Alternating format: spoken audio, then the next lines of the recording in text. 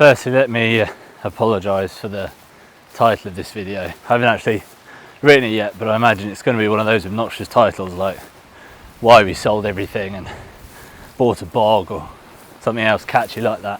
It is actually the title of what we're going to be talking about today. Let me just jump over the stream.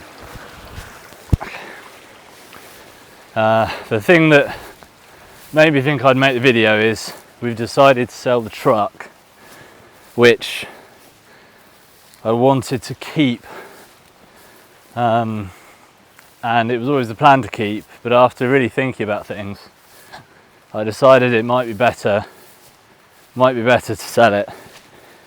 And part of the reason this is relevant is because we're selling our other car as well, which is a very nice sports car, and it got me thinking about possessions and, well, my thinking about why we're selling them now. But because it's just going to be me talking, wow, it's lovely around here. Because it's blah blah blah blah. Because it's just going to be me talking, I'm going to take you down the other end of the property to that pretty bit that I never made it to on the last tour. So there's at least something more to look at than just me rambling on. So I'm on my way there now, and I'll catch up with you when I get there. These lovely little flower things here, they're like little puff balls of something. Yeah, I've got no idea what they are, but you keep seeing these little, there's quite a lot of them actually. They're all puffed around. But it's nice to see things change every time I'm here. Anyway, I'll see you when I get down there.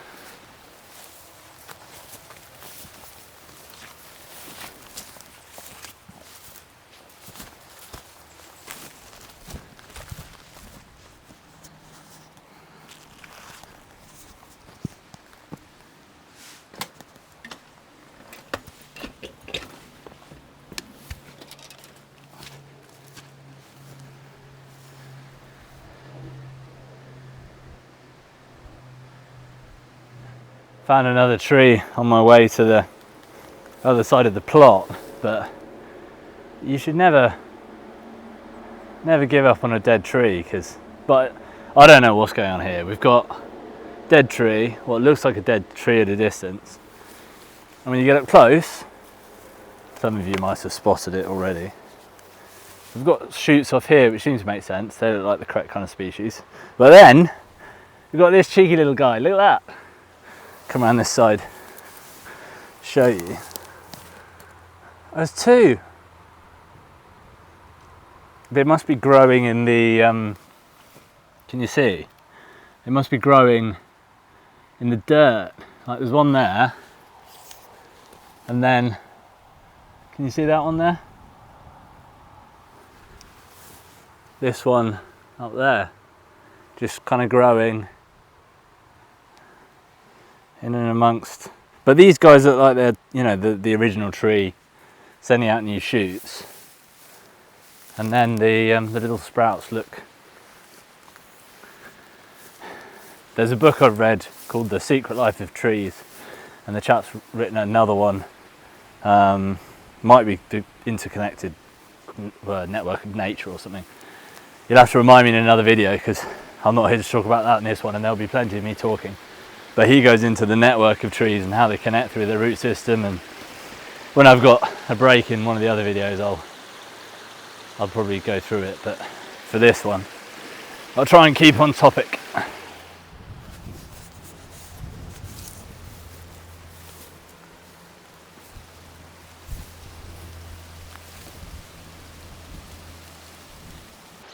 I think we're going to go in low and then head high instead of high and then back down.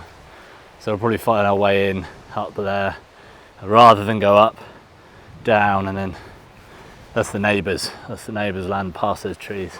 And it's in those trees. That's where I'm heading. It's a really pretty stream place. But I've got to get down this hill, which is quite steep.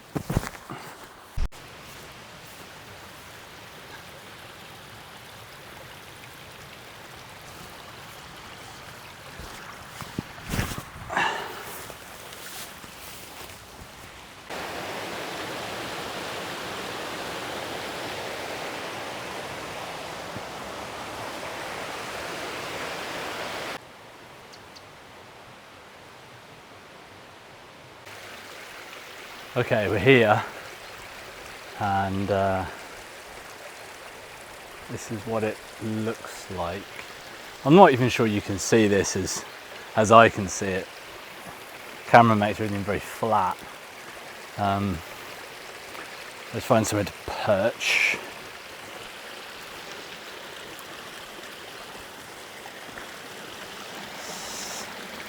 Can you hear me over the waterfall? I mean, little waterfall, but still the noise.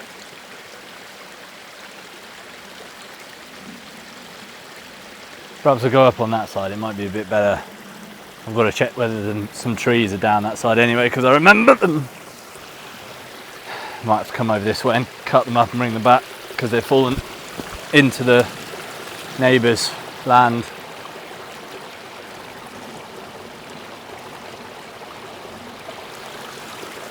Didn't really think about the water noise.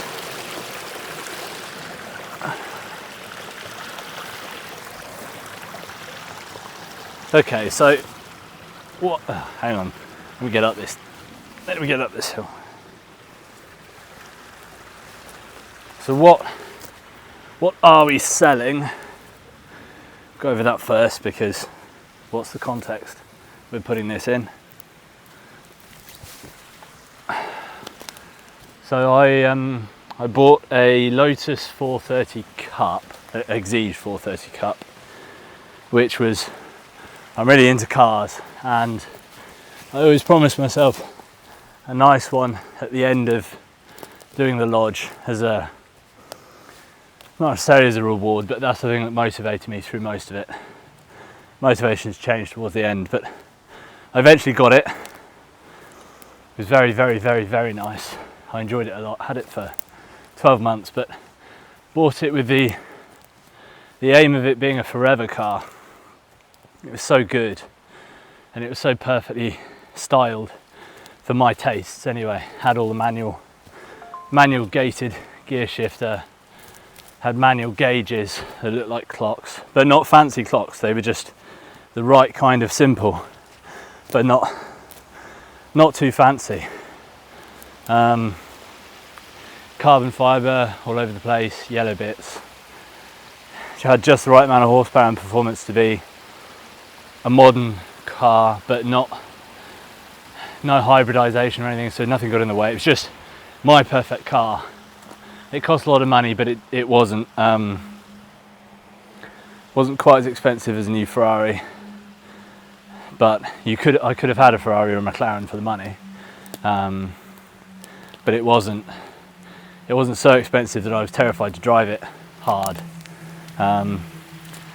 So that one's for sale at the moment. Not by us, we gave it to somebody else to sell for us. And the other one is the truck which we've got, which is the Raptor, and really fond of that as well. And I thought that was also a forever car, forever truck, because I love it so much. But one of the reasons, I'm only going to mention this because it gives a bit of context, there's nothing more than that to it, but we own them both cash. It just means that if I'm saying I'm selling something and I've got, not that there's anything wrong with finance, we've certainly used it in the past, but if I'm telling you I'm selling them and I've got 90% finance or something on it, it's a different decision than if you own the thing outright and you're selling it, because it's just a different decision.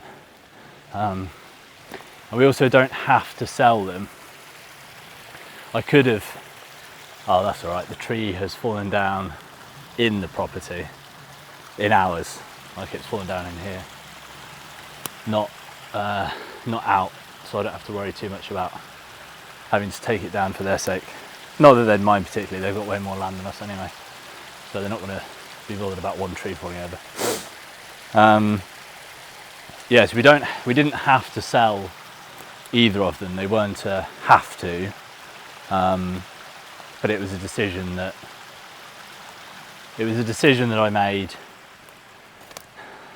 and I suppose now's the time to go over why. So why did I sell them, given that the car we only had for 12 months and the truck is a 4x4, which is a super family vehicle, and here a 4x4 like that is really rather handy. And it comes down to, okay, let me go over the first reason, because the first reason is fairly obvious to people. It's money, right? There's money in the cars, and we've got this property here which we've got to build a house for, and I couldn't really justify keeping the expensive sports car and then having to get a mortgage for the house, but having a car like that, it just didn't balance out. So the sort of base level decision was that, but we could have done it differently. So there were ways of working around that. And then the truck that we're selling, you'll see it in the video that we're moving the caravan for in this one. The reason we are selling that one is because I realised something. When I was younger, not a lot younger, 6 months younger, these cars were things that we aimed for, or particularly I aimed for. I'm a car guy, so it's not all about status, and it's not all about people seeing you and thinking you're a big shot. Because I love cars, like I've always been into cars. I love driving them, and the Lotus, that's why I chose the Lotus over a Ferrari or McLaren, because it was a better driving car and less of a posing car. But, and this is the thing that I realised recently, is that when you have things like this, it's important not to have something that shines brighter than you do. And what do I mean by that? Look, it's like a sofa. I almost don't want to sit on it because it's so... I'll sit in between them so I'm not disrupting the moss. I know I've heard somewhere that moss takes an awfully long time to grow, and I don't want to disrupt that. Some nuts. I think a squirrel's been nuts. They look like hazelnuts, but I don't know, they also look like macadamia nuts. I'm pretty sure they're not macadamia nuts. Yeah, so if you're in a very flashy car, people will look at the car, and they'll look at you, but they'll look at you because of the car. And the truck isn't on the same level as the Lotus was, or is, but I've been trying to do a lot of work on myself, and you'll notice from my other videos that I've been talking a lot about philosophy and moving up here in this way of life gets you thinking a bit differently about the world. And my goals were always previously financial, or if not directly about gathering money, it was about owning these coveted possessions that I coveted, partly to demonstrate how successful you are, because if people don't know you, they don't know you're successful. If they see you on the street and they don't talk to you, they don't know how hard you work. And these cars and watches and handbags and fancy flats and things are really a way of you saying, look at me, look how hard I work, look how well I'm doing. But, and I think I learned this through owning them, is that it's better to work on you and only you. And if you don't have these things as a shield or a booster, a mask, a wingman, whatever you want to put them as, and it's just you, then this is if you consider yourself as being happy with who you are. It's all down to you. You haven't got any of these fancy things to lean on, and I think your ego is the better for it, because you're not trying to be, oh, I'm the guy with the expensive car, look at me, you know, you've seen me arrive in this thing and look how awesome I am. People also react to you negatively from the start. When they see you, they sort of start with a, oh, look at this guy, isn't he a big shot? They don't know anything about you, but I had people stopping me. I had kids stopping me in the street, which was super cool, because they just love the car, like they were just excited about it. But you'd have people kind of coming at you from a certain angle, even though they know nothing about you, just because they see what you're driving. A lot of the comments were good, but you can't help with people always being a bit like, ah, he's got more than me. if that was the case, which isn't the case, but that's how they felt about it. And I thought, yeah, what's the key takeaway from this? The key point as to why I've made the decision to sell our nice possessions is because I really want to work on myself and to rely on me only. I don't mean that as in a me. I mean that as in work on myself. I can't work on other people. I can help them work on them, but work on my philosophy, work on my ideals, my values, my morals, become a better person. And I knew that all right, let me give you another example. I gave up coffee a year, maybe a bit more than a year ago. The reason I gave up on coffee is because I realised that I was reliant on it. So I'd get up, I'd be groggy, and I'd really need a coffee. And I say need because I needed it. If I didn't have it, I was groggy, couldn't function. Whenever we went out, I was desperate to go and get a coffee. I only had 1 or 2 a day, but it just became this thing that I wasn't really in control of. And you're gonna have to give me a minute to remember why did I go off on that sideline? What was the coffee related to? It was about control. Okay, I had to go back and read, not read. Okay, I had to go back and watch what I was saying to try and get my training thought back on track. What I mean is, without the cars, without the coffee, I learned to function properly without caffeine and was better off without it. I can try and work on myself and get over the expensive vehicles and the desire to own more of them, or with them. So if I try to do that with them, I'm not sure you can ever really get there. There's a reason that monks who go to the temples don't take all their possessions with them. Without these cars, you can learn how to be the best you without them. And I certainly felt, and this isn't right, that with them I was a better me. But it's not true. It's just that when I had them, I felt like I'd achieved my goals in part at that time, and that made me feel like a superhero. I was like, oh, I've finally got the car, this is great.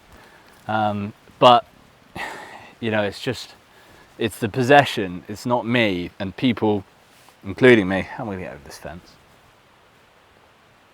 would just be looking at the possession, and nobody really cared about. Give me a second.